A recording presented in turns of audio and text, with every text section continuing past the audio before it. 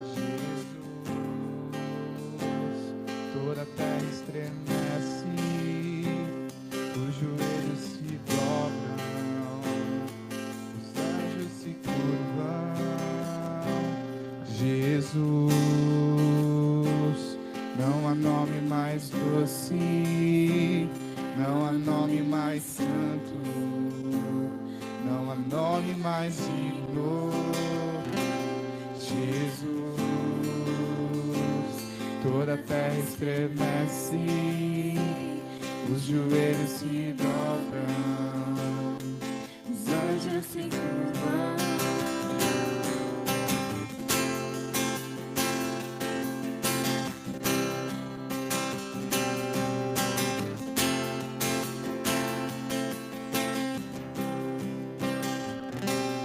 Jesus, não há nome mais doce, não há nome mais santo, não há nome mais digno. Jesus, toda a terra estremece, os joelhos se dobram, os anjos se curvam. Jesus,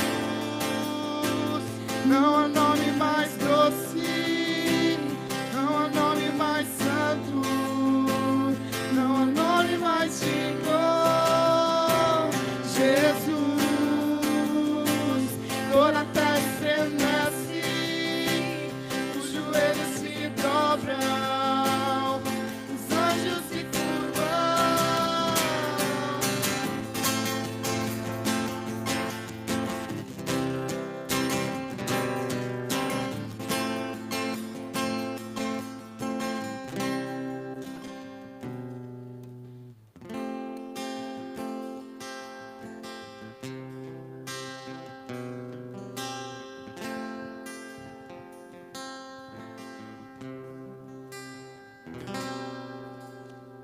Boa noite, amados, graça e paz.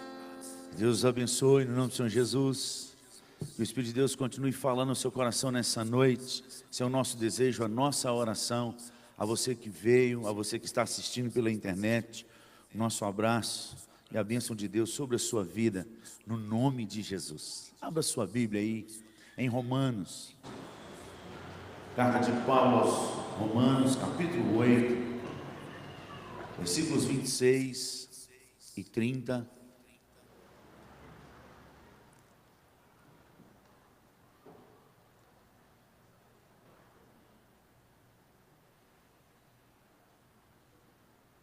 (26 a 30), Romanos capítulo 8. Mesmo assentados, vamos fazer a leitura deste texto em uníssono, todos. Também o Espírito semelhantemente nos assiste em nossa fraqueza, porque não sabemos orar como convém. Mas o mesmo Espírito intercede por nós sobremaneira, com gemidos inexprimíveis. E aquele que sonda os corações sabe qual é a mente do Espírito, porque segundo a vontade de Deus é que intercede pelos santos.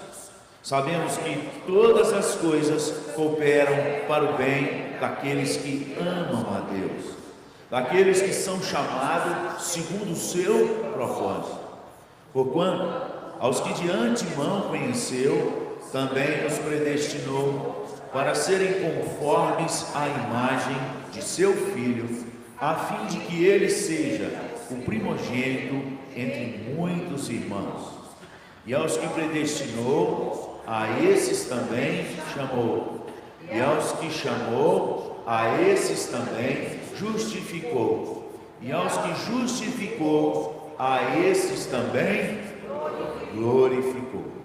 Há um chamado de Deus a todos aqueles que creem no seu nome.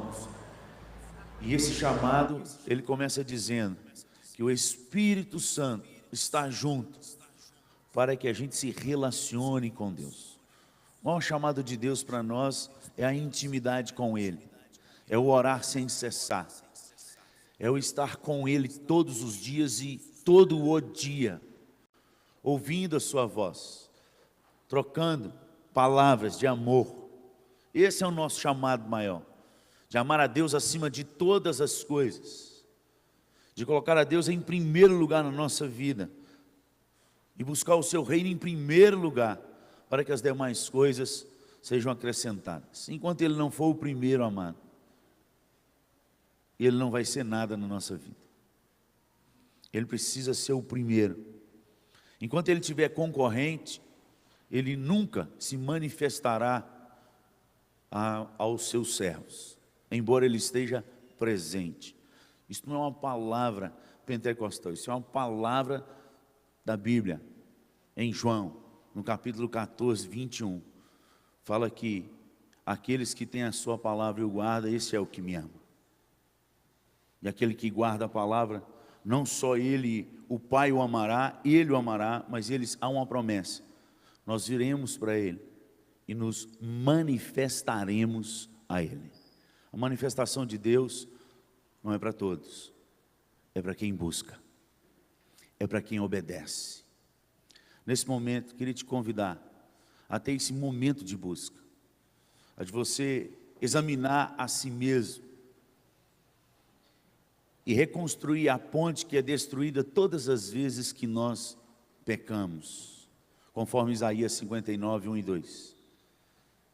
Que a mão do Senhor, ela não está encolhida para que não possa salvar, e nem surdo o seu ouvido para não poder ouvir, mas são as vossas iniquidades que faz separação entre vós e o vosso Deus. Mas a palavra de Deus também nos diz que se nós confessarmos os nossos pecados, louvado seja o nome do Senhor, Ele é fiel e justo para perdoar os nossos pecados e nos purificar de toda injustiça.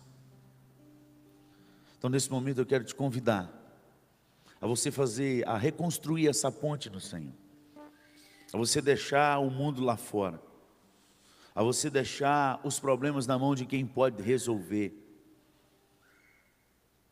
Para com essa sobrecarga, isso só te traz ansiedade, só te leva à depressão, só traz tristeza na alma, e você não consegue resolver dando nenhum passo na sua vida. Vamos nos curvar diante do Senhor. Aqueles que podem ajoelhar nessa hora, pede licença à pessoa do seu lado aí, fica de joelhos, se curva diante daquele que tudo pode, o Deus do impossível. Confesse o seu pecado, coloque a sua dor diante dele, deixe as lágrimas caírem, porque nenhuma delas vão se perder. A palavra do Senhor diz que essas lágrimas, elas são recolhidas em taças de ouro, como incenso diante do Senhor. Ore ao Senhor nesse momento.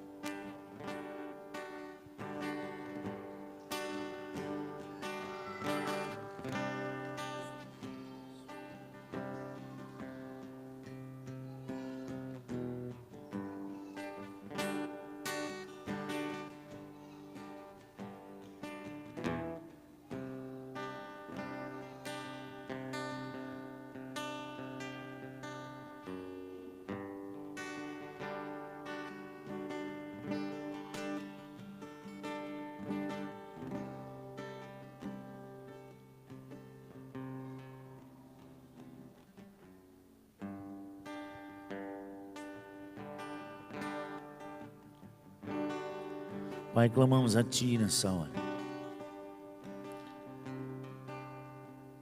Ser propício a nós, pecadores.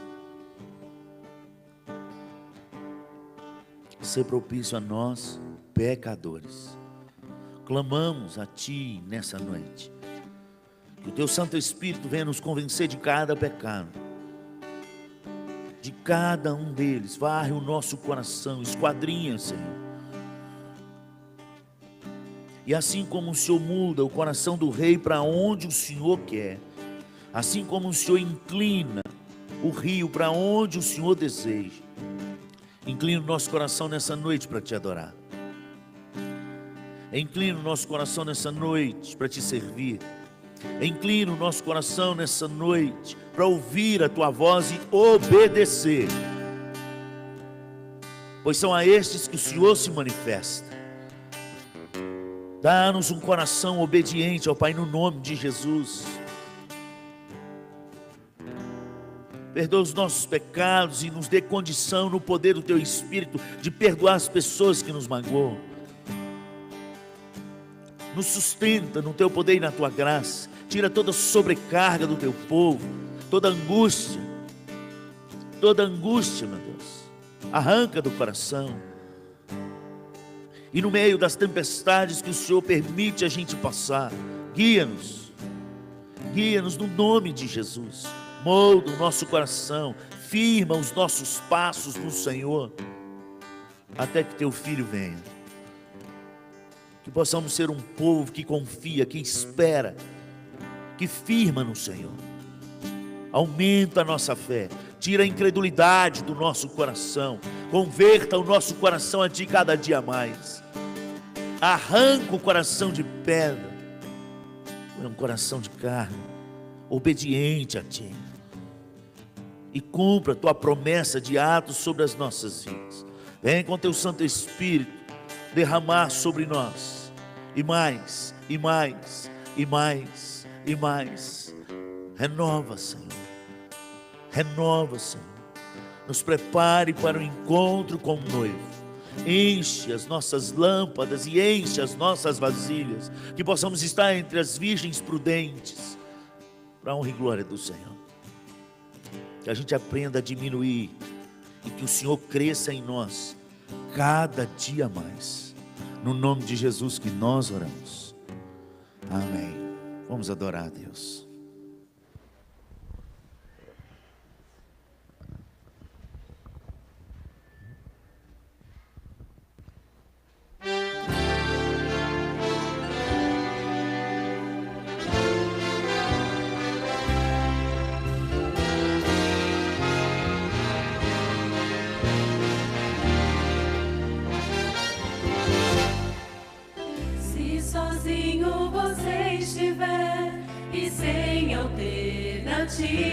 Para escolher, há sempre um caminho mais fácil do que possa parecer. Jesus Cristo é a saída,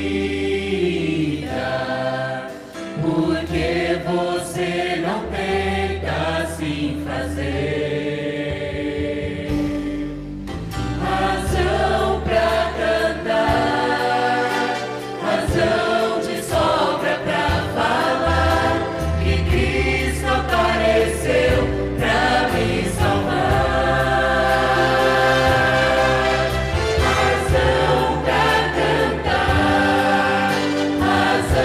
Testemunhar do amor que vem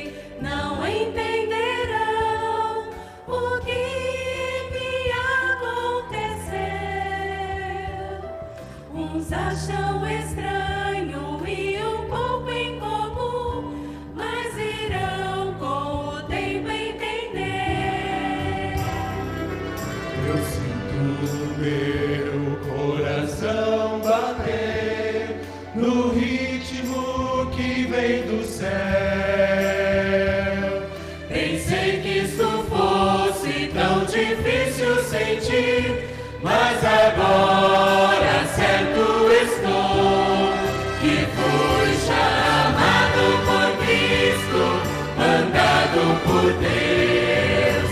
Pelo Espírito eu vou proclamar que Cristo meu Messias e o Salvador, nova vida amigo quer te dar.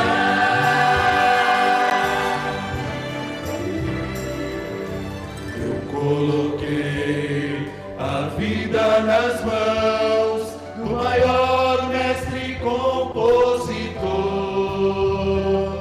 As suas palavras são poemas para mim, seu amor faz-me escrever. Mudou meu viver e então eu senti que um novo amor em mim brotou.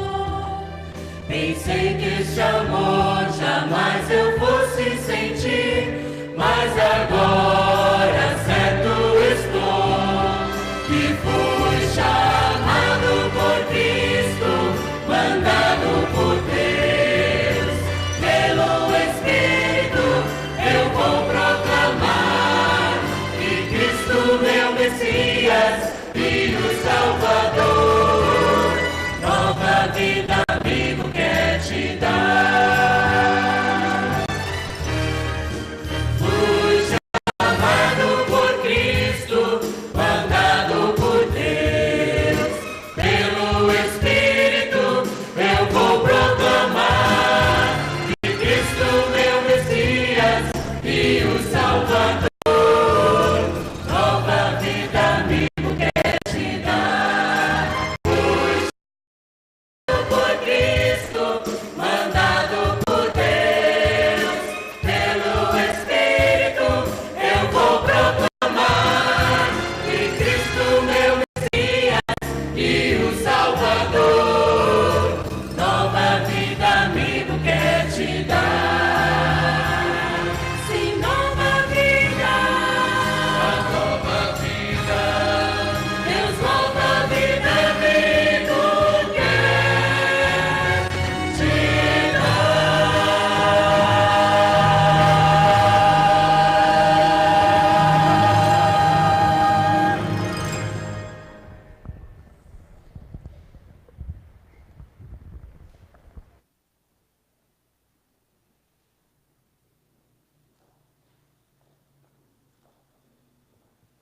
Abra sua Bíblia no livro de Romanos, na carta de Paulo a Romanos, capítulo 11.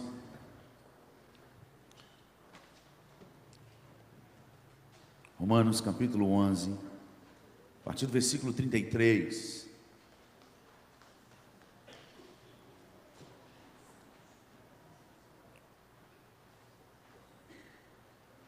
Vamos ler juntos mais uma vez? Todos? Ó, profundidade da riqueza, tanto da sabedoria como do conhecimento de Deus. Quão insondáveis são os seus juízos e quão inescrutáveis os seus caminhos. Quem, pois, conheceu a mente do Senhor? Ou quem foi o seu conselheiro?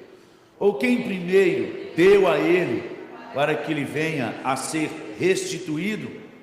Porque dele, e por meio dele, e para ele, são todas as coisas.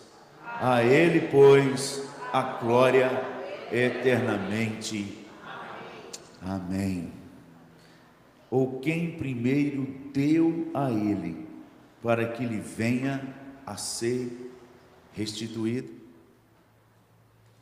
Você já parou para pensar nessa pergunta?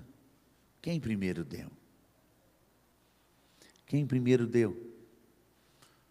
Como as perguntas que Deus fez a Jó: onde você estava?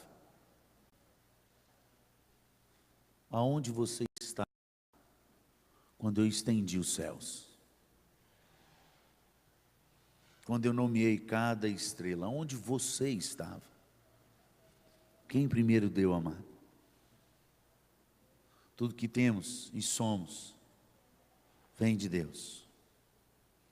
Tudo que temos e somos, o que você está respirando aí agora é Ele que te deu. Porque se nessa manhã Ele tivesse cortado, fatalmente você não estaria aqui. A palavra do Senhor diz que esse é o Deus que dá a vida e que mata. É uma das teologias menos pregadas, mas que nós dizemos que nós cremos, da soberania de Deus. Ele não saiu do trono e Ele continua reinando. No reino de Deus não existe departamento governamental, democrático. Não, pastor, mas Ele me libertou, eu sou livre. Sim, do império das trevas. Você está debaixo do reino, é Basileia, não é governo democrático, que todo mundo fala, manda e acha o que quer, estuda o que quer, tem diploma do que quer, e então concorda com o que quer. Existe um rei, e o seu nome é Jesus, e Ele está sentado no trono, e Ele deixou ordens para todos aqueles que Ele salvou do império das trevas, para andar no reino da sua maravilhosa luz. E aquele que diz que crê, obedece. Obedece o que o rei mandou. E esse rei, sendo soberano, ainda assim, mesmo conhecendo o meu coração e o seu, segundo Jeremias 17, lá pelo versículo 10, fala que o nosso coração é desesperadamente corrupto. Quem o conhecerá? E o Senhor responde: eu, o Senhor, esquadrinho todo o coração para lhe dar segundo as suas obras. Confere depois lá em Jeremias 17, texto maravilhoso, mas que nos confronta. O que temos e somos vem dele. E quando você ficar de pé para um momento de adoração, você possa adorar pensando nisso. Ele é Senhor, Ele é o Salvador.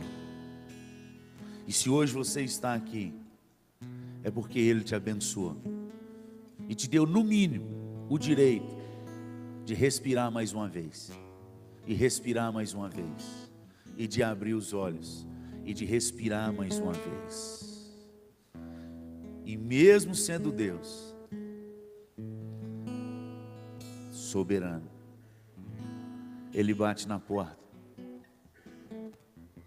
e diz: se alguém ouvir a minha voz e abrir a porta, eu entrarei, cearei com ele e ele comigo. Mesmo me conhecendo, mesmo conhecendo os meus pecados, Ele ainda chega na ceia, porque ceia é só para quem é íntimo nosso. A gente convida qualquer um para tomar um cafezinho, mas a ceia não. A ceia não. A ceia de Natal é só para quem realmente é mais íntimo. E Ele diz: eu estou na porta. Ele se convida. Ele nem recebeu o convite. Eis que estou à porta. Se alguém, isso deveria te constranger, porque me constrange muito. O Deus soberano, que me conhece e que te conhece, ainda assim quer ter um relacionamento íntimo com você. Aleluia. É por isso que você está vivo. Vamos colocar de pé. Vamos cantar cada cântico agora, adorando a esse Deus que nos convida. Sempre foi assim, de Gênesis a Apocalipse. Sempre foi assim. Ele sempre ia na viração do dia. Ele ia para conversar com Adão e Eva. Ele ia. Sempre foi assim. Mateus 6, quando fala que você entrar e fechar a porta do seu quarto e orar, o teu pai que está em secreto, Ele já está lá. Um Deus soberano, mas que nos ama. nos conhecendo quem somos. Que isso te constranja, meu irmão. Quando você vir no gasofilácio, você possa vir constrangido pelo muito que Deus tem te dado. No nome de Jesus, vamos adorar o Senhor.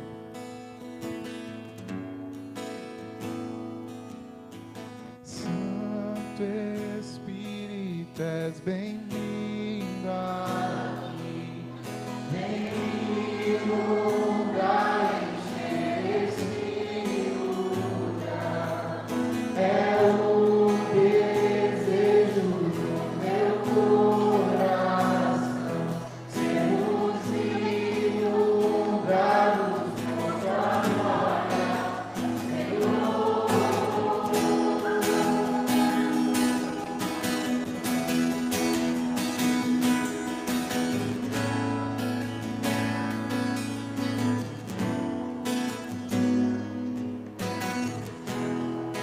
Não há nada igual, não há nada melhor a se comparar, a esperança viva, tua presença.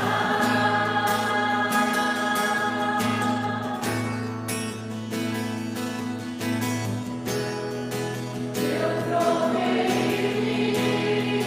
o mais doce amor que liberta o meu ser e a vergonha desfaz. Tua presença.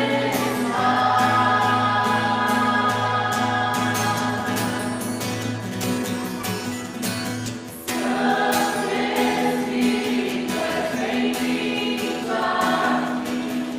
Vem inundar, encher este lugar. É o desejo do meu coração. Sermos inundados por tua glória, Senhor.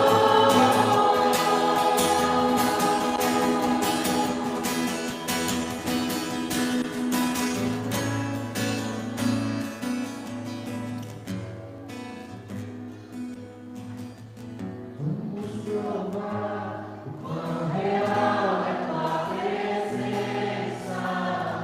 Vamos provar a tua glória e bondade.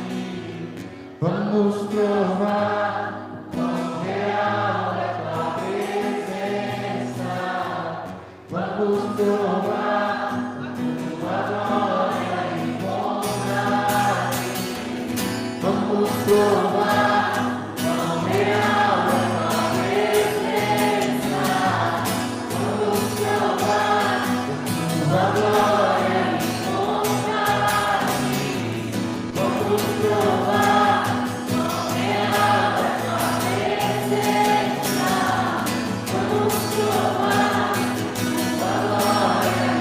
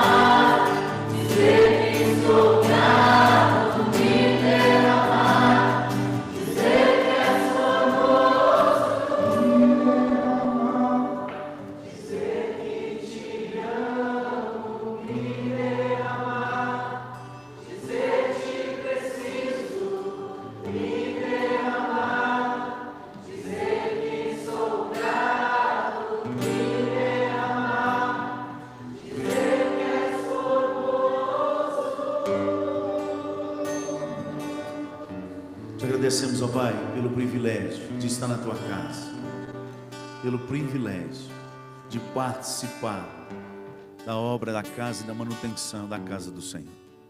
O Senhor não precisa da gente, o Senhor nunca precisará, mas o Senhor nos dá o privilégio de podermos participar juntamente contigo, com o Teu poder, com a Tua glória. Cumpra a Tua palavra na vida de cada família neste lugar, que tem sido fiel ao Senhor. Ó Pai, repreenda o devorador,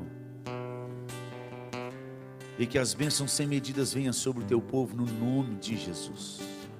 E continue acrescentando neste lugar aqueles que o Senhor está salvando nessa cidade, aqueles que o Senhor está mudando coração e mente, para que viva a vida santa diante do Senhor e diante dos homens. Essa é a nossa súplica nessa hora. Receba a nossa adoração, receba a nossa adoração, e que possamos ter em mente toda essa semana que as palavras dos nossos lábios e o meditar do nosso coração possam ser agradáveis a Ti somente, ó Deus, rocha minha e Redentor meu. Em nome de Jesus que nós oramos. Amém. Podem se assentar, as crianças aqui na frente, junto com o pastor Vumar e com o pastor Anderson. Nós vamos orar para que vocês possam ir para a salinha. Vamos orar. Isso, todo mundo aqui vai ficar bonito demais na foto, hein? Vamos tirar uma foto, hein? Das crianças, tudo aqui na frente, ó. Depois nós vamos ver quem vai ficar mais bonito de olho fechado, hein? Que vai sair na foto orando. Vamos ver quem vai sair na foto orando. Nós vamos orar, hein? Quando nós estamos orando, vai tirar a foto. Vamos orar então? Olhinho fechado para ver na foto quem vai ficar mais bonito? Então vamos lá. Pai, em nome de Jesus, nós te agradecemos pelas bênçãos do Senhor. Muito obrigado por tudo que o Senhor tem feito neste lugar. Muito obrigado pelo teu avivamento. Muito obrigado. O Senhor tem despertado as crianças a orar. O Senhor tem despertado as crianças e levado os pais a orar junto com elas. Ó Pai, que o Senhor continue despertando as crianças, os adolescentes, os jovens, os adultos, os mais idosos, que a Tua palavra nos promete que ainda na nossa velhice nós teríamos a seiva cheia de verdor e daria muitos frutos. Que possamos acreditar em todas essas palavras e que essas palavras sejam verdadeiras na vida do Teu povo neste lugar. Ó Pai, no nome de Jesus, abençoe cada pai aqui representado, cada responsável por essas crianças. Continue despertando a eles, para que eles possam ensinar essas crianças no caminho, junto com elas, orando, lendo a palavra, adorando ao Senhor, aprendendo a pedir perdão e liberando perdão no nome de Jesus. E assim eles cresçam com a boa semente no coração, porque as palavras convencem, mas as atitudes arrastam. Tem misericórdia de nós, muda a atitude do nosso coração, para que essa juventude e essas crianças possam olhar para nós e ver o Senhor em nós. É assim que a Tua palavra diz que tem que ser, e que assim seja no nome de Jesus. Abençoe os professores, dê sabedoria e graça, para que eles possam semear uma boa semente, crendo que essa semente vai cair no coraçãozinho fértil, e que no tempo do Senhor vai frutificar a 100, a 60 e a 30 por 1. E agora, ó Pai, que o Teu Filho diminua e que o Senhor cresça nele, que ele seja a boca do Senhor neste lugar, enquanto ele anuncia com intrepidez a Tua palavra.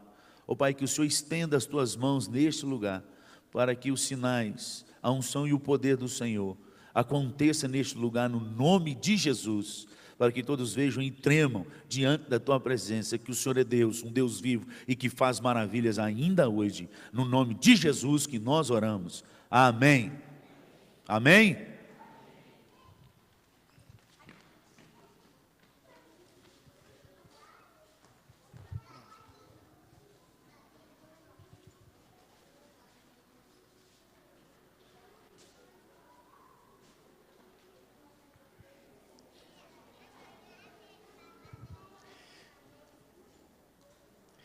Boa noite, irmãos. Convidar o presbítero Cleiton que vem à frente, por favor.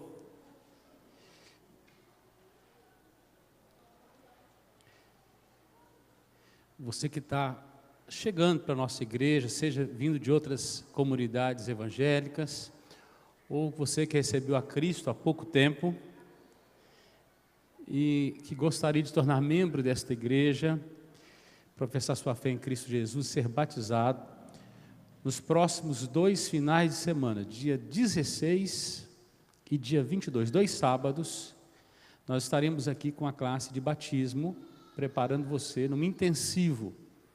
Então começa às 9 da manhã e termina às 17. Você precisa procurar o presbítero Cleiton hoje. É isso mesmo?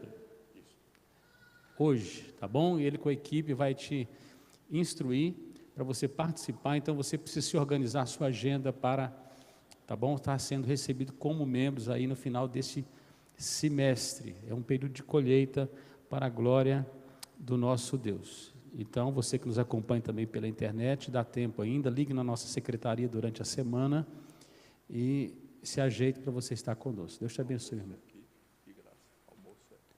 Não pode falar com o almoço de graça, senão outros aparecem aqui. Mas a equipe vai receber almoço, cafezinho e tudo mais, tá bom? Então, só procurar o nosso irmão presbítero Cleiton, que é responsável aí pela recepção de membros na classe de princípios, ele junto com a Ayrton e a Elisandra, que cuidam aí dos novos que estão chegando. Amém. Abre sua palavra, sua Bíblia comigo na palavra de Deus, do Evangelho de João,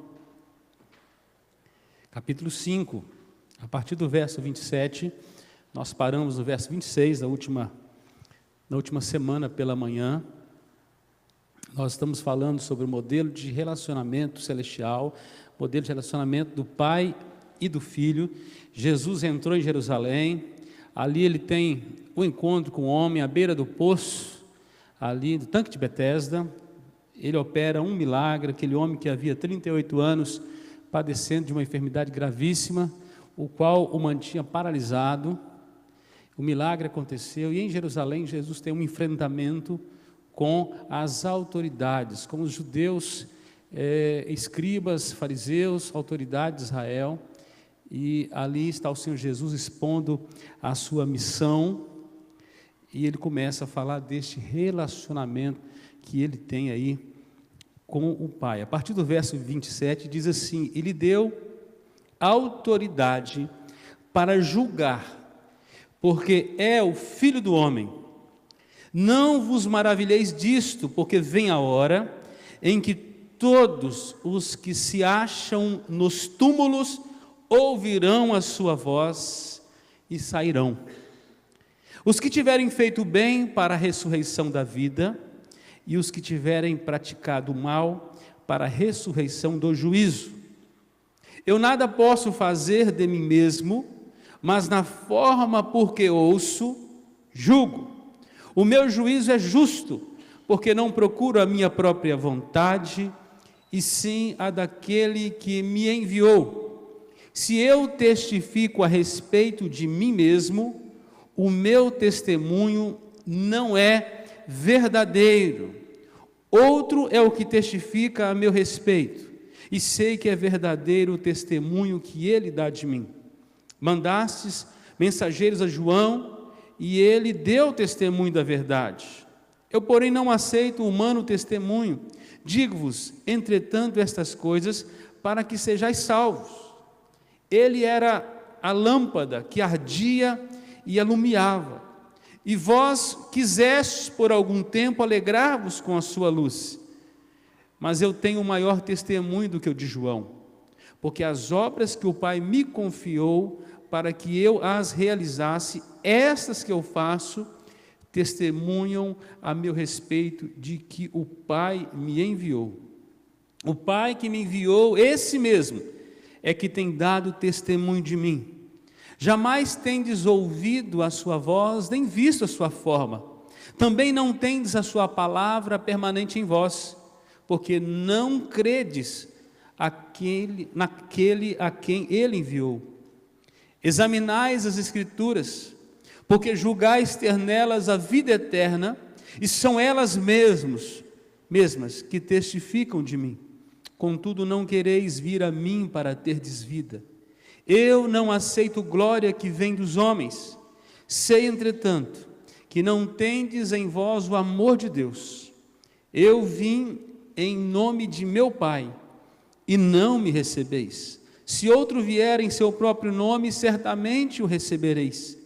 Como podeis crer vós, os que aceitais glória uns dos outros, e contudo não procurais a glória que vem do Deus único? Não penseis que eu vos acusarei perante o Pai. Quem vos acusa é Moisés, em quem tendes firmado a vossa confiança. Porque se de fato cresces em Moisés, também creríeis em mim, porquanto ele escreveu a meu respeito.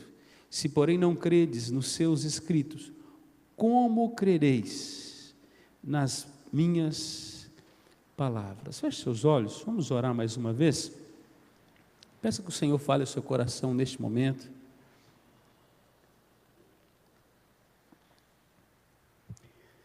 Senhor Jesus, nós te damos graças. Esta porção da tua palavra, tão preciosa que o Senhor nos dá nesta noite. A simples leitura dela, o teu Espírito Santo é poderoso para canalizar para a nossa edificação. Já saímos daqui, ó Deus, fortalecidos pela tua palavra. Mas nós pedimos teu auxílio, do teu Espírito nesta noite, a nos fazer compreender esta palavra. E diante da tua palavra, Deus, tomarmos posição para a glória do Senhor e para o nosso bem, no nome de Jesus.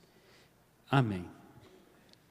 As primeiras porções desta passagem das Escrituras, nós começamos falando aí sobre esse relacionamento, falamos sobre o trabalho do Pai e do Filho, falamos sobre a autoridade que o Pai deu ao Filho. Na última semana, Jesus está no templo, onde ele encontra com aquele homem, aquele paralítico que fora curado junto ali ao tanque, e agora Jesus passa a falar na terceira esfera desse relacionamento celestial, no juízo do Pai através do Filho, não apenas aquele a quem deu autoridade, mas agora que deu autoridade para ser juiz, para julgar. Convido você a abrir aí neste texto e mantê-lo aberto. No verso 27 diz assim: e lhe deu autoridade para julgar, porque é o Filho do homem. Esta é a prova final da sua autoridade, do seu poder, da sua majestade como Deus, a autoridade de exercer e executar juízo.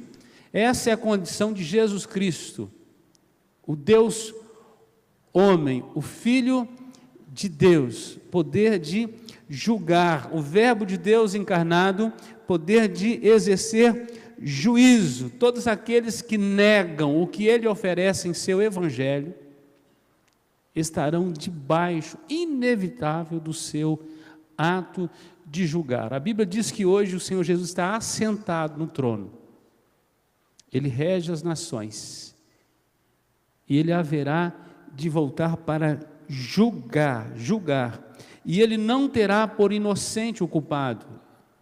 O Senhor Jesus, ele precisa cumprir a lei de julgar, pronunciar ato condenatório contra todo aquele que permanece em seus pecados, que serão plenamente atingidos pelo poder devastador da condenação eterna. Aqui no Evangelho, João está levantando um tema importantíssimo, que é a autoridade de Cristo Jesus para julgar. Não é apenas o Deus que salva. Nós conhecemos muito bem o Jesus paz e amor, mas precisamos conhecer também aquele que é autoridade, aquele que não é apenas advogado, mas é reto juiz. E não julga segundo a sua vontade, mas segundo a vontade daquele que o supre, o Pai. O Pai, neste relacionamento, o Pai então dá autoridade. Verso 28, não vos maravilheis disso, porque vem a hora em que todos que se acham nos túmulos vão ouvir a sua voz. Aí nós encontramos aí o poder que ressuscitou Jesus sendo manifesto no dia da redenção, quando o Filho de Deus vai chamar vivos e mortos, vai chamar todos para um encontro. Aqueles que tiverem já padecido, que estiverem nas sepulturas, vão sair dela. Aqueles que estiverem vivos serão transformados no mesmo instante. E a Bíblia diz que ambos subirão para encontrar. O encontro que será glorioso para a igreja será terrível para aquele que estiver fora do padrão da vontade de Deus, aquele que não recebeu a sua graça. O fato é que Jesus Cristo, o Deus homem aqui, cuja a natureza humana são dados tão grandes poderes, o qual nesta condição, no último dia, haverá não apenas de operar sinais miraculosos, mas para a surpresa de muitos, ele vai exercer o poder da ressurreição para julgar a muitos. Haverão de levantar todos, grandes e pequenos, todos. O verso 29, ele continua, 29 e 30, e diz assim: os que tiverem feito bem para a ressurreição da vida, os que tiverem praticado o mal para a ressurreição do juízo. Eu nada posso fazer de mim mesmo na forma porque ouço, julgo. O meu juízo é justo, porque não procura a minha própria vontade, sim a daquele que me enviou. Esse juízo será consequentemente decorrente do histórico de vida de cada um. É o nosso currículo, meus irmãos, nosso currículo de vida perante Deus. Aqueles que estiverem debaixo da graça receberão vida, aqueles cujos corações foram transformados pelo poder do Evangelho, aqueles que um dia estiveram mortos nos seus delitos e pecados, mas receberam vida juntamente com Cristo, pela graça serão salvos. Não passarão por condenação, mas aqueles sobre quem a graça não foi estendida, não foi recebida, aqueles que rejeitaram o Evangelho da graça de Deus, consequentemente, terão os seus atos julgados diante de Deus. Amados, nós tocamos a nossa vida como se a gente não fosse morrer. Sabe, a gente vive como se a gente fosse ficar aqui para semente. Nós casamos, damos em casamento, não é isso? Vamos tocando a vida, construindo uma história nesse mundo, e muitas vezes a nossa preocupação com a vida eterna passa despercebida. O nosso relacionamento eterno com Deus.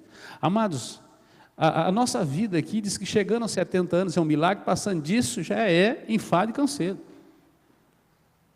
Dificilmente alguém vira os 3 dígitos, ou chega nos 3 dígitos. Dificilmente. Poucos chegam. Aqui é uma vírgula diante da eternidade que nós vamos viver. Mas tudo que nós fazemos nesta vírgula, nessa história tão curta, vai reverberar na eternidade. Os nossos atos de bondade ou não. Aquilo que nós fizemos que aprova a Deus, que agrada a Deus, e aquilo que não agrada a Deus, tudo isso será colocado na balança. Logicamente, todo homem está na mesma condição diante de Deus no que diz a seus pecados, que todos pecaram e carecem da glória de Deus. Romanos 3, 23, todos estão na mesma condição. Estando na mesma condição, lá em Efésios capítulo 2, diz que estando mortos, Jesus nos deu vida. Ele ressuscitou alguns mortos, ele levantou alguns mortos, espiritualmente falando. Aqueles que estavam em estado de inimizade. Romanos 5, 1, diz que ele ali fez um novo ato, um ato de justificar. Tornar justo aqueles que eram pecadores, aqueles que estavam no estado do pecado. Mas aqueles que foram chamados para esta vida precisam viver segundo esta vida. Segundo esta vida que Cristo aprova. Jesus está tratando com aqueles que conheciam bem a doutrina da ressurreição, os judeus ali, que eles estavam no templo e Jesus está dizendo: olha, Deus vai pesar na balança a vida de cada um. E Deus me constituiu, o Pai me constituiu como juiz de todas as coisas. Amados, aquilo ali mexeu com o judaísmo daquela época. O Senhor Jesus passava muito pouco tempo em Jerusalém, porque quando ele entrava na cidade, em pouco tempo, as coisas ali se turbavam, porque ele desafiava as autoridades ali, que liam as Escrituras, mas não conseguia ver o Filho de Deus na palavra de Deus.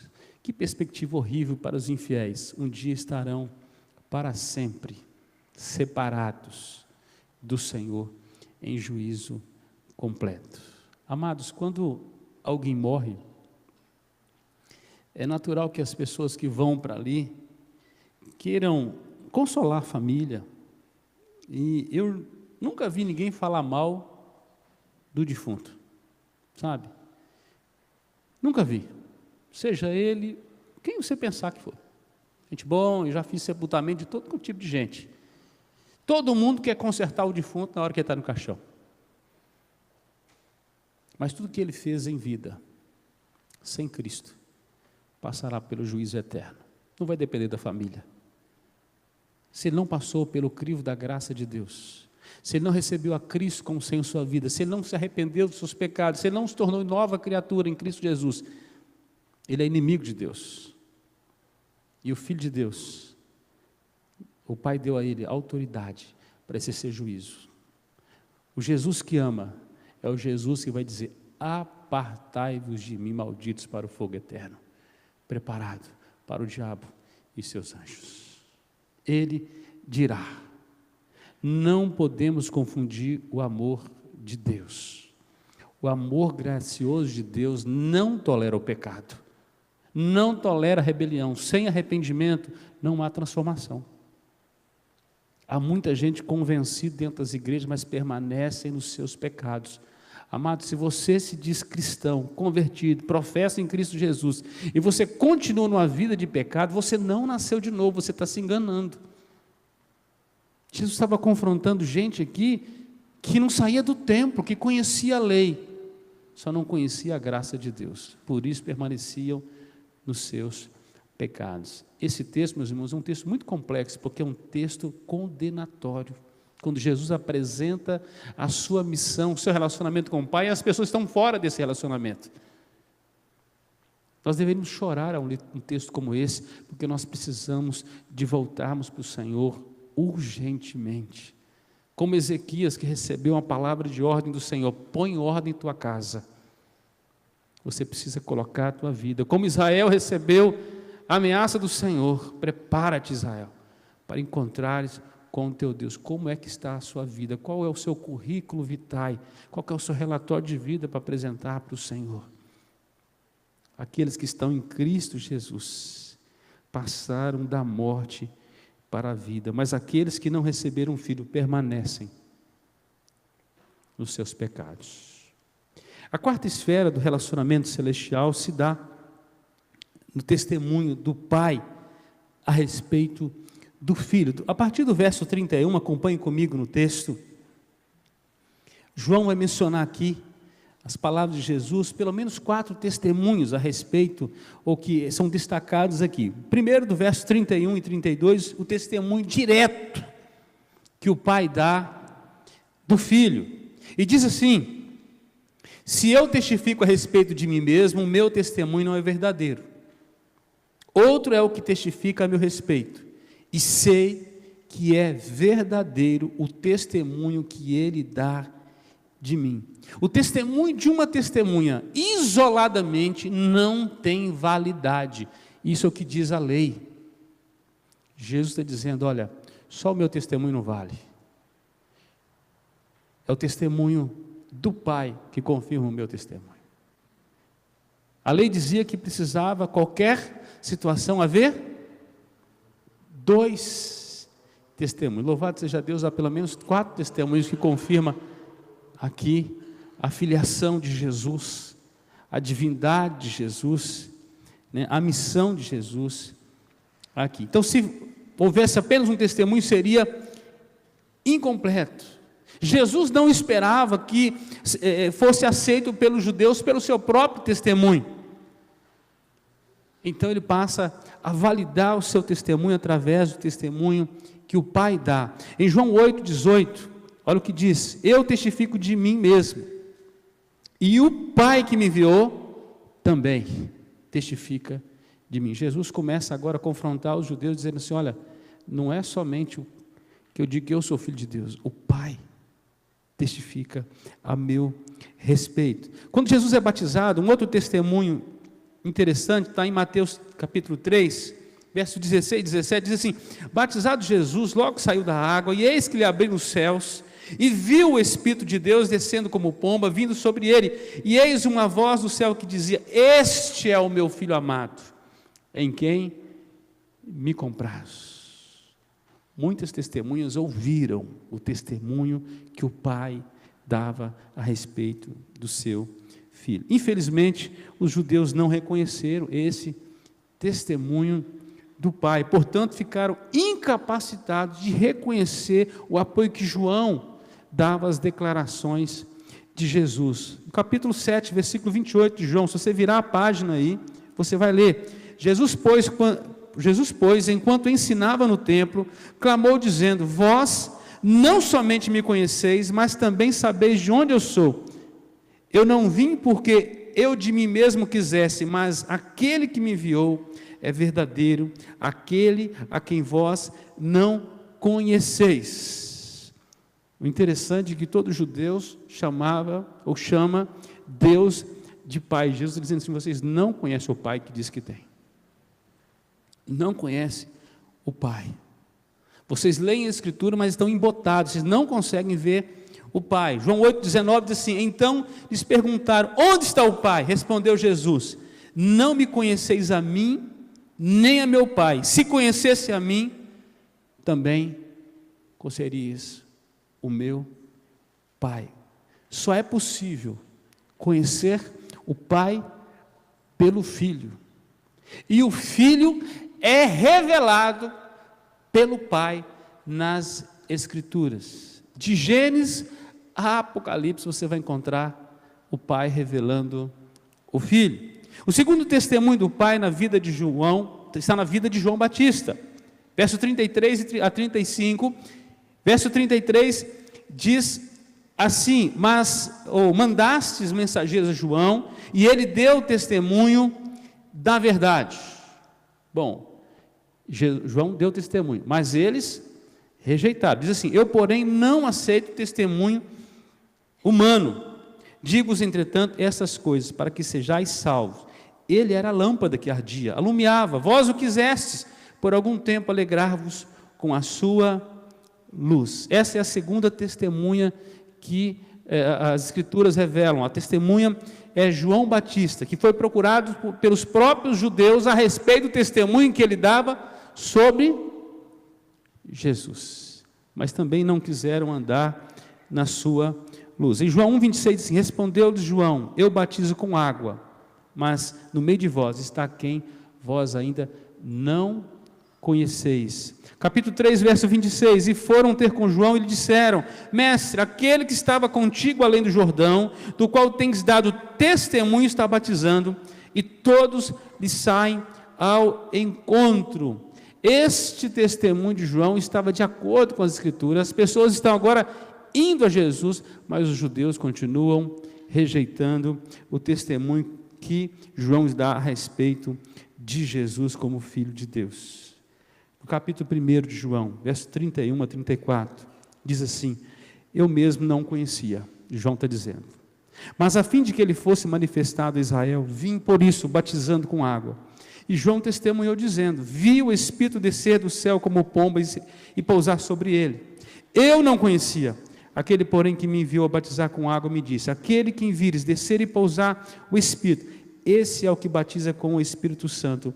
Pois eu de fato vi e tenho testificado que ele é o Filho de Deus. João vem testemunhando a respeito do Filho, mas há rejeição. Jesus está no templo agora defendendo o seu testemunho. Verso 34, quando ele diz aí que não recebe testemunho humano, ainda que fosse útil algum testemunho humano, Jesus apela para as Escrituras e para o testemunho do Pai. Verso 35, então ele diz, olha, essa é a lâmpada que ardia. Jesus identifica João como a lâmpada que por um tempo, né, deu a sua claridade, as pessoas perceberam sua luz, chegaram para ela, mas não conseguiram ver o Cristo. As obras eram más, o coração estava doente desse povo, essa luz foi se apagando, e João mesmo vai dizer, olha, convém que ele cresça, e que eu diminua, eu sou apenas uma luz temporária,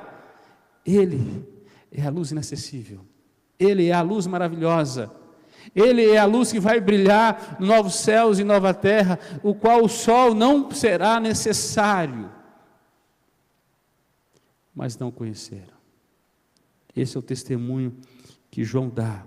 O terceiro testemunho do Pai nas obras, está no versículo 36, mas eu tenho maior testemunho do que João, e Jesus vai dizer, porque as obras que o Pai me confiou para que eu as realizasse, essas que eu faço, testemunho ao meu respeito, de que o Pai me enviou.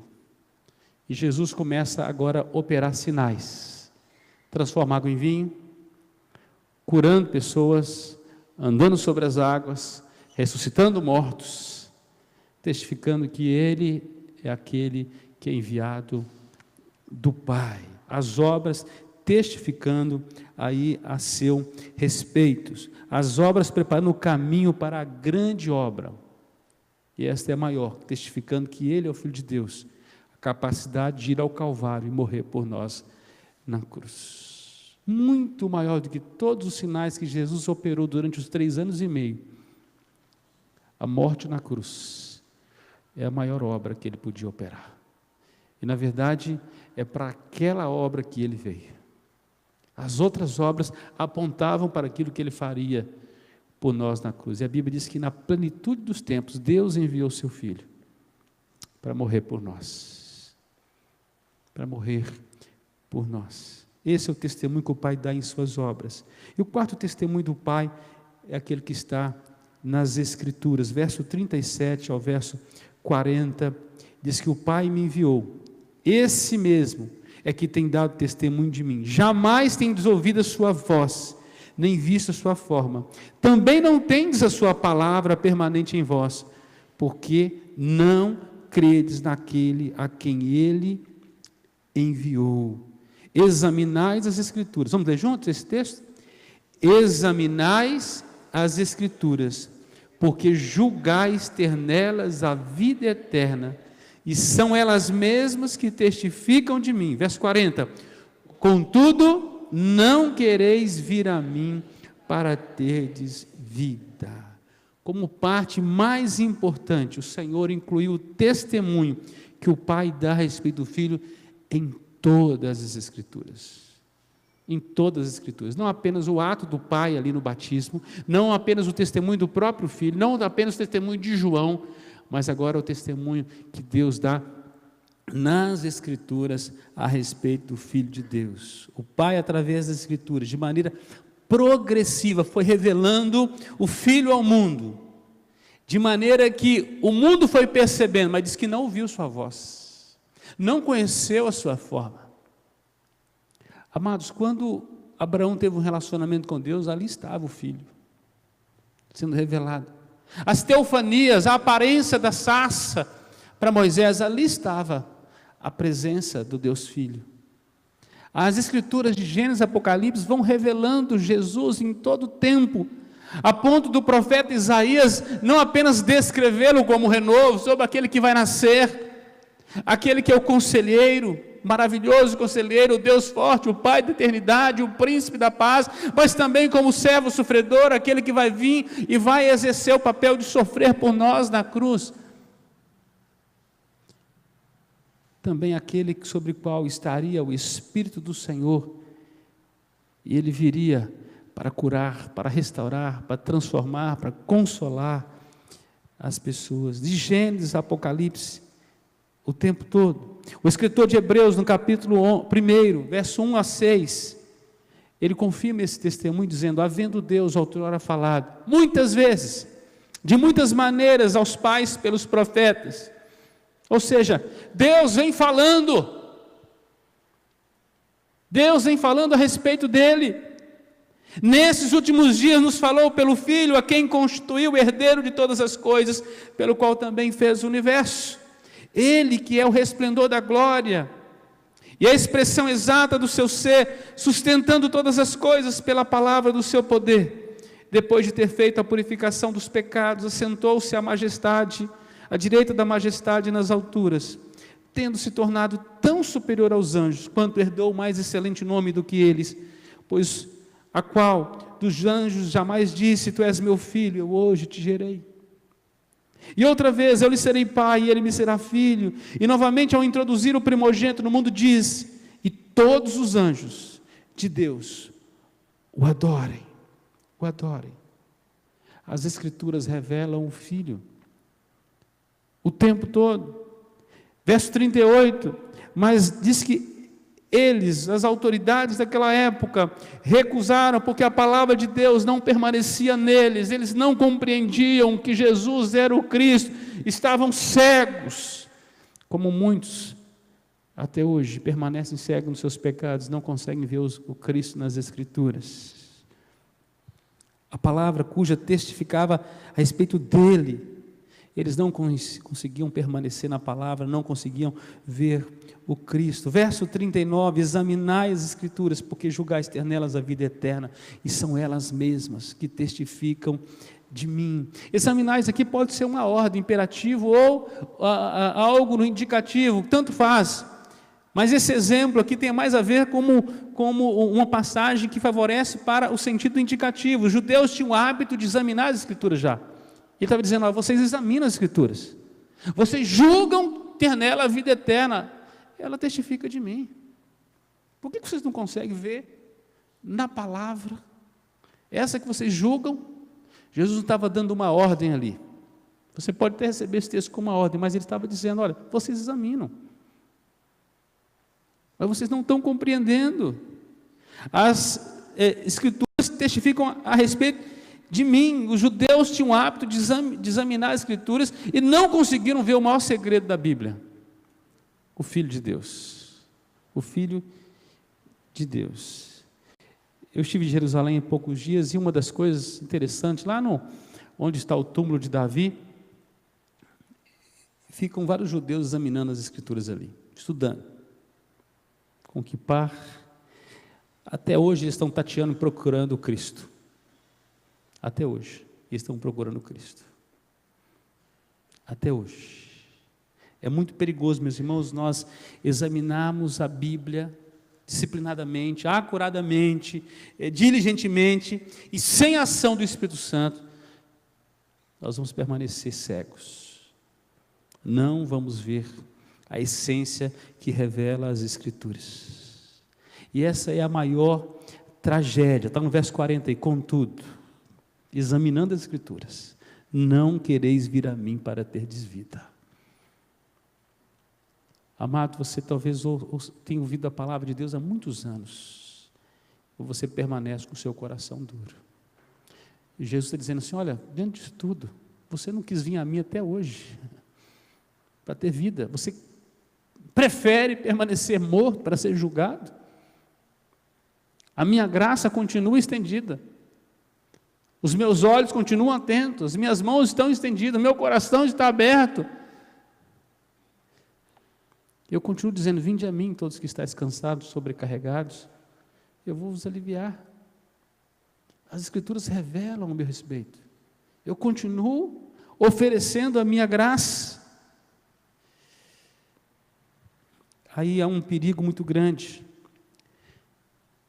é olhar para as Escrituras e esquecer da essência. Jesus sempre esteve presente. Os homens religiosos não conseguiram ir a Cristo, mesmo vendo o tempo todo Ele sendo revelado nas Escrituras. Amados, a letra mata, o Espírito vivifica. A letra mata. Cuidado, não deixe a letra te matar. Não leia a Escritura por ler. O Espírito Santo precisa te revelar nas Escrituras. Você precisa ter uma vida compromissada de oração e pedir para o Espírito Santo abrir a sua mente para você entender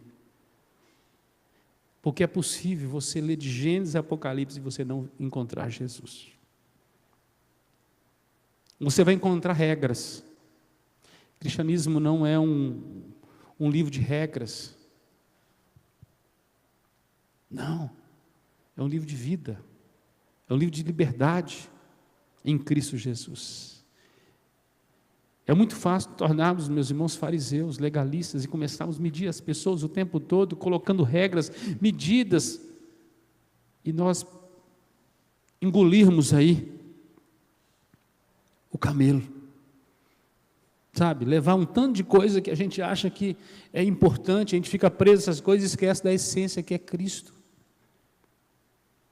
de se encher dele, de amá-lo, de conhecê-lo. É Ele que é revelado nas Escrituras. Porque quem ama a Cristo, quem tem um relacionamento pessoal com Cristo, as outras coisas serão simples. Obedecer à lei de Deus será fácil se você amar o Deus da lei, se você conhecer o Deus da lei. Eles conheciam a lei de Deus, mas não conhecia o Deus da lei. A lei matou-os. Estava os matando. Teologia que não revela Jesus é letra que mata. Conhecimento sem vida. Ortodoxia sem vida mata. Leitura bíblica sem ação poderosa do Espírito Santo é morte. É morte. Nós não podemos arrotar para o mundo inteiro dizendo que somos a igreja da palavra,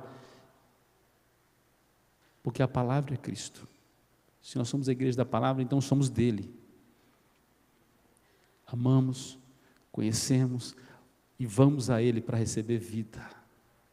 Examinais as Escrituras, porque julgais ter nela a vida eterna. E Jesus disse, de fato, eu sou a vida eterna.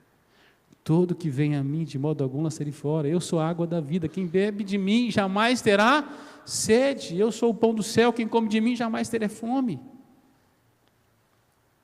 A essência das Escrituras era Cristo. Esse é o testemunho que o Pai dá a respeito do seu Filho. Ele usa o seu testemunho de João, as obras, e o testemunho que a palavra dá a respeito dele. E a quinta esfera do relacionamento celestial se dá na glória do Pai no Filho. Diz aí o versículo 41, eu não aceito glória que vem dos homens, ou a maneira como os homens dão glória. Há uma meritocracia imensa no nosso meio, e nós gostamos da glória, inclusive de usurpar a glória que não nos pertence. Gostamos de assentar nos melhores lugares. Jesus citou esse exemplo, de receber as principais referências. A glória de Deus inverte todos esses valores. Certa feita Jesus falou assim, olha, é melhor você sentar lá no fundo, que pode ser que na reunião principal alguém fale assim, olha, eu quero te honrar, vem aqui para frente, do que você estar de terno e gravata esperando aqui receber o troféu. E Jesus fala assim, ó, levanta, vai para trás que eu quero honrar fulano. É aquele que busca a sua própria glória. Deus atira. É aquele que busca a glória de Deus. Deus o honra. Jesus não quer uma glória que não seja a glória do Pai. Tudo que Ele faz, e no final das coisas, o Pai ser glorificado. Assim brilha a vossa luz diante dos homens, para que vejam as vossas obras. E agora vai para quem? Para o Pai. Tudo que Jesus faz, Ele sim, é para o Pai. Para o Pai. Mas o Pai quer testificar a sua glória através do Filho. Eu não aceito glória que vem dos homens, sei, entretanto, que não tenho em vós o amor de Deus. Eu vim em nome de meu Pai, e não me recebeis. Se outro vier em seu próprio nome, certamente o recebereis. Como podeis crer, vós os que aceitais glórias uns dos outros, e contudo não procurais a glória que vem do Deus único? O motivo da falta de reação deles diante de Deus, diante de Jesus, é a reação deles diante de Deus. Jesus o acusa assim, olha, vocês não têm o amor de Deus. Vocês não amam o Pai que vocês dizem que vocês têm. Se vocês amassem o Pai, amaria a sua palavra e me amaria. Vocês não procurariam a glória para vocês, mas vocês dariam a glória a Ele. Qualquer glória tomada é vanglória. Qualquer glória não dada ao Deus Pai é vanglória. É querer tomar a glória com um Deus ciumento que diz que não reparte a glória dele com ninguém. Como é que então deve ser expresso o amor pelo Pai? Através do Filho. Quem ama o Filho, ama o Pai. Quem honra o Filho, honra o Pai. Jesus estava dizendo: vocês não estão me honrando, vocês não honram o Pai.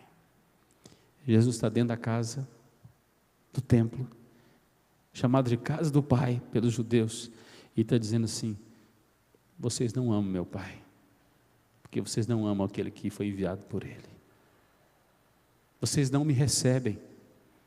Se vocês não me recebem, vocês não recebem o Pai. Quem recebe a mim, recebe o Pai. Se alguém visse em seu próprio nome, diz assim: ó, vocês iam receber, mas eu venho em nome do meu Pai, vocês não estão me recebendo. Amados, é mais fácil receber o enganador do que a Cristo. Preste atenção nisso. É mais fácil você receber o enganador do que a Cristo, o estranho do que a Cristo. Muitas vezes damos tanto tempo para aquilo que não agrada a Deus, aquilo que não tem a ver com as coisas de Deus, com o amor de Deus, com aquilo que promove a glória de Deus. Estamos recebendo outro no lugar dele. Todas as vezes que ele diminui em nossa vida para outra coisa crescer, nós estamos dizendo assim: olha, Senhor Jesus, o Senhor fica num canto, eu prefiro isso. A Ele deve ser dada a primazia da nossa vida. A primazia. Jesus estava exatamente tratando isso com os judeus. Olha, era para vocês terem me recebido diferente aqui. Eu venho, curo um homem, vocês estão preocupados que é no sábado. Vocês estão preocupados que ele está carregando a maca. Vocês estão preocupados com o legalismo, mas não estão preocupados com este homem ao qual eu estendi o meu amor e a minha graça a ele. Vocês não estão preocupados com o essencial do reino de Deus. É mais fácil seguir o enganador do que a Cristo. Preste atenção, irmão, para você ir para o inferno você não precisa fazer nada. É só você ficar como está. Não precisa fazer nada. Mas para você ir para o céu, você precisa se arrepender dos seus pecados. Você precisa morrer todos os dias. Precisa voltar-se para Cristo. Precisa receber no seu coração. A salvação é pela graça, mas ela exige a responsabilidade do homem. Há uma resposta. A soberania de Deus jamais anula a nossa responsabilidade. Deus não nos fez robôs. Nenhuma doutrina presbiteriana ou calvinista ensina que você deve ficar estático diante da ação de Deus. Há uma reação. Você precisa responder com fé, com atitude. É necessário negar a si mesmo. É necessário morrer para receber a Cristo. Do contrário, você vai permanecer nos seus pecados. Para ir para o inferno, você não precisa fazer nada. Para ir para o céu, você tem que mudar de caminho. Mudar de caminho, porque é natural que todo homem está indo de mal a pior, indo para o inferno, caminhando largamente para a estrada da perdição. E se ele não ouvir a voz de Deus, ele permanecerá nos seus pecados. Permanecerá. Verso 44, os judeus eram culpados de buscar e honrar uns aos outros e não honrar a Deus. João 12:43 diz assim: porque amaram mais a glória dos homens do que a glória de Deus. Estão mais preocupados com a homenagem no final do ano, porque se viu bem no ministério, porque fez isso ou aquilo, do que promover a glória de Deus. Se no dia do aniversário da igreja o pastor não fala bem de quem fez o bolo, essa pessoa nunca mais quer fazer o bolo, é porque ela buscava uma glória que não lhe pertence.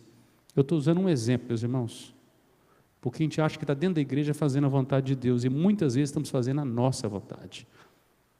Estamos buscando uma glória. Meu grupo ensaiou: se não cantar hoje, eu fico com raiva do pastor.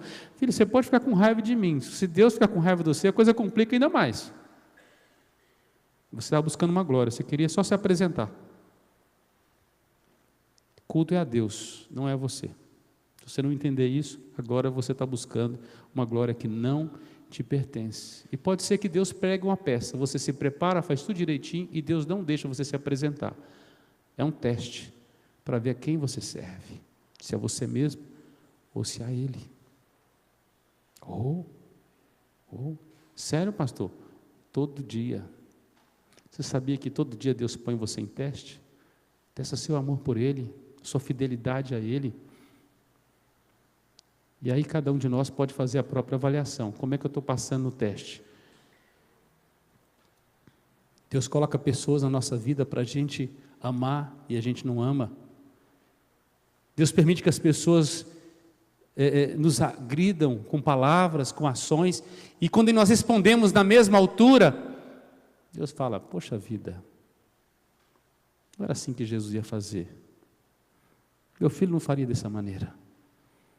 O tempo todo, amado, nós precisamos ter a consciência de que a glória precisa ser para Ele. Precisamos responder como o Filho responde. Precisamos conhecer mais desta graça. E por fim, do verso 45 ao 46, Jesus coloca os religiosos, seguidores de Moisés, no banco dos réus. A luta deles, que parecia contra Cristo, na verdade era contra o Moisés que veneravam. Porque o judeu ali, meus irmãos, eles tinham a referência da lei em Moisés. Em Moisés. E defendiam-se diante disso. Jesus falou assim, olha, vocês dizem que amam Moisés. Moisés escreveu ao meu respeito e vocês não me recebem. Vocês são inimigos de Moisés. Olha o que diz o texto. Diz assim, não penseis que eu vos acusarei perante o Pai. Quem vos acusa é Moisés, os livros, de Moisés. E quem tem desfirmado a vossa confiança? Vocês dizem que vocês são aí seguidores de Moisés. Porque se de fato cresces em Moisés, também crereis em mim. Porquanto ele escreveu ao meu respeito. Ele escreveu ao meu respeito. Olha o que diz lá em Deuteronômio 18, versículo 15 em diante, assim, o Senhor teu Deus te suscitará um profeta do meio de ti, de teus irmãos, semelhante a mim, a ele ouvirás. Segundo tudo o que predisse ao Senhor teu Deus em Horebe, quando reunido o povo, não ouvirei mais a voz do Senhor meu Deus, nem mais verei este grande fogo, para que não morra. Então o Senhor me disse, falaram bem aquilo que disseram, suscitar-lhe-eis um profeta no meio de seus irmãos, semelhante a ti, em cuja boca porei as minhas palavras, e ele lhes falará tudo o que eu lhe ordenar. Pensavam que estavam obedecendo Moisés, e na verdade estavam em desobediência com a lei, porque a lei revelava a Jesus. Revelava a Jesus. Verso 47, se porém não credes nos seus escritos, de Moisés, como vão crer nas minhas palavras? Se vocês levam a sério os escritos do Antigo Testamento, Jesus dizendo para os judeus, vocês deveriam me levar a sério, porque eu faço a vontade do meu Pai, e as Escrituras testificam a respeito de mim. O Pai manifesta sua glória no Filho, no Filho. Por fim, meus irmãos, ao defender sua divindade, Jesus está nos dando aqui um modelo de relacionamento com o Pai, um relacionamento de obediência, um relacionamento de amor, um relacionamento de quem o conhece, porque anda junto, um relacionamento de alguém que anda na vontade daquele que o enviou. Jesus não busca a própria vontade, mas a vontade de Deus. Amados, nós lutamos o tempo todo querendo conciliar nossa vontade com a vontade de Deus. É inconciliável. A nossa vontade precisa morrer para nós vivermos a vontade de Deus. Preste atenção nisso. Tem que morrer. Diz lá em Colossenses 3,5, fazei, pois, morrer a vossa natureza terrena com suas vontades, com as suas paixões. Jamais vamos conciliar a nossa vontade com a vontade de Deus. Nós temos que colocar a nossa vontade de lado e dizer assim: eu quero viver o que Deus chamou para mim viver. O Pai, João Batista, suas obras, sua palavra, testificam a respeito da sua obra, da sua missão, do seu chamado. O final último de todas as coisas será glória ao Filho de Deus. Eu queria ler com você, vou pedir que coloque aí Apocalipse 4:11. Eu queria orar logo na sequência. Amém, meu irmão. Vamos ler juntos? Tu és digno, Senhor e Deus nosso, de receber a glória, a honra e o poder, porque todas as coisas tu criastes. Sim, por causa da tua vontade vieram a existir e foram criados. Precisamos nos render a esse Cristo que é digno de receber toda a honra, toda a glória e todo louvor. O Pai olha para o Filho e diz: tu és digno, meu filho, porque foste morto e com teu sangue compraste para Deus os que procedem de toda tribo, povo, língua e nação. Baixe sua fronte, ora ao Senhor, peça a Ele para te ensinar a amar a Jesus sobre todas as coisas, a revelar Jesus nas Escrituras, e quando você lê a palavra do Senhor, você possa ver a obra de Cristo pela sua vida, com coração grato, se encher dele em todo o tempo, obedecer a sua ordem, o seu chamado, honrá-lo em todos os seus relacionamentos, que dentro da sua casa, o seu relacionamento com a sua família, seja semelhante ao relacionamento que Jesus tem com seu Pai, revelado nas Escrituras, o qual hoje você pode chamar o mesmo Deus de Pai querido. Para chamar de Pai é necessário o desejo de ser filho de verdade, um filho que obedece ao Pai. Ore por sua vida nesse momento, em nome de Jesus. Enquanto nós vamos estar cantando uma canção, tire esse tempo para você adorar o Rei Jesus, declarar as suas maravilhas, aquele que é digno de toda a honra e de toda a glória. Em nome de Jesus.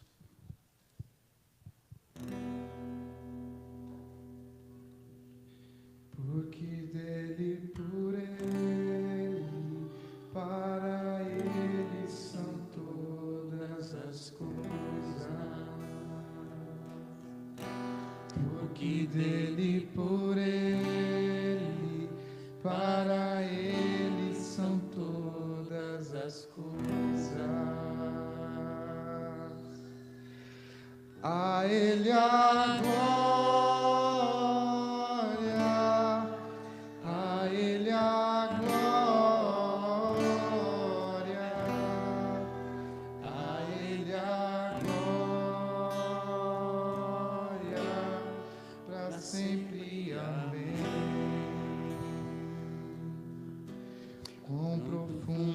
Riquezas, o saber e conhecer. Coloque-se de pé para adorar o Senhor, em nome de Jesus. Quão insondáveis seus juízos e seus caminhos. A ele a glória.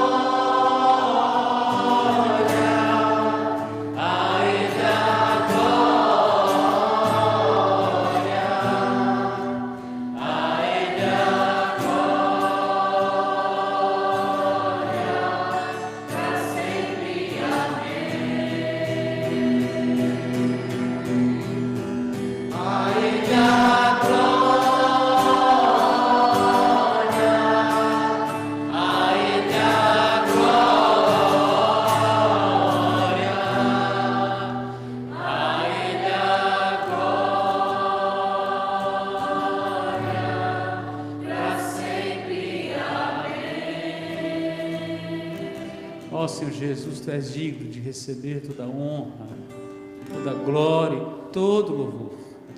Obrigado pelo Seu amor, por Sua graça, por se revelar a nós. Obrigado, Pai, por revelar Teu Filho, esse Filho que nos amou de tal maneira, entregando por nós naquela cruz. Tua palavra diz que o Senhor provou o seu grande amor por nós quando enviou Jesus para morrer por nós, sendo nós ainda, ó Pai, pecadores. Louvado, bendito seja o nome do Senhor. Que Teu Espírito Santo possa nos auxiliar, iluminar nossa mente, o nosso coração a entender e a conhecer o Filho revelado nas Escrituras, e crendo nele possamos ter vida e vida eterna. Nos ajuda, ó Deus, a vencermos os nossos pecados dia a dia, que o Teu Espírito possa militar por nós, ó Deus, porque nós por nós mesmos somos incapazes, carecemos totalmente da ação do Teu Espírito, para mortificar os feitos da nossa carne. Quantas vezes queremos rejeitar Teu Filho, ó Pai, a obra do Teu Filho, porque permanecemos em nossos pecados. Ó Deus, que o Senhor possa tirar toda a cegueira, porque aqueles líderes religiosos daqueles dias estavam no templo, ó Deus, lendo a lei, mas permaneciam mortos. Quantas vezes estamos lendo a palavra, mas não conhecemos o Deus da palavra, não corremos para o Deus da palavra para termos vida eterna, ó Deus, tantos de nós morrendo junto às fontes, ó Deus, sem beber da água da vida. Que o Teu Espírito Santo possa soprar em nossos corações aquilo que revela na Tua palavra.